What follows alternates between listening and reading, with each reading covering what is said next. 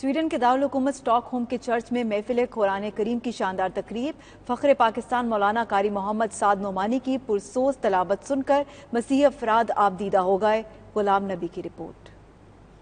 Sweden کے دارالحکومت stock home کے چرچ میں محفل قرآن کریم کی روح پرور تقریب منعقد ہوئی۔ فخر پاکستان مولانا قاری محمد سعد نعمانی نے مختلف لہجوں حجازی، مکی حزینی، بغدادی، کوفی، الشاطری اور آئمہ حرمین شریفین کے لہجوں میں تلاوت کی۔ خوبصورت تلاوت کلام پاک نے شرکا پر رکعت طاری کر دی۔ وَإِنَّ اللَّهَ رَبِّي وَرَبُّكُمْ فَاعْبُدُوهُ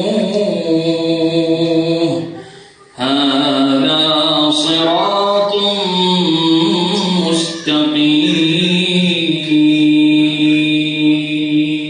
قاری محمد سعد نعمانی نے گزشتہ سال پہلی مرتبہ اسٹاک ہوم کے مرکزی چرچ میں قرآن کریم کی تلاوت کی تھی، جس کے بعد کئی عیسائیوں نے دین اسلام قبول کیا تھا۔ سویڈن میں موجود عام مسلمانوں بالخصوص پاکستانی مسلمانوں نے محفل پر قاری محمد سعد نعمانی کو مبارکباد پیش کرتے ہوئے کہا کہ مغرب میں قرآن کریم کے پیغام کے ذریعے نہ صرف اسلاموفوبیا اور مسلمانوں کے خلاف نفرت کم کرنے میں مدد ملتی ہے، بلکہ غیر مسلموں میں اسلام کی تعلیمات کا شوق بھی بڑھتا ہے۔ مولانا قاری محمد سعد نعمانی کا کہنا تھا کہ اس طرح کی محفلوں سے جہاں قرآن کریم کا پیغام امن عام ہوتا ہے، وہیں غیر مسلموں کو اسلام اور مسلمانوں کو قریب کرنے کا فائدہ ملتا ہے۔ اس موقع پر سویڈن میں مشہور عیسائی مذہب کے ماہر صوتیات نے پروگرام کے بعد قاری سعد نعمانی سے خصوصی ملاقات میں قرآن کریم کو مختلف لہجوں میں پڑھنے پر تعجب کا اظہار کرتے ہوئے اسے ایک معجزہ قرار دیا۔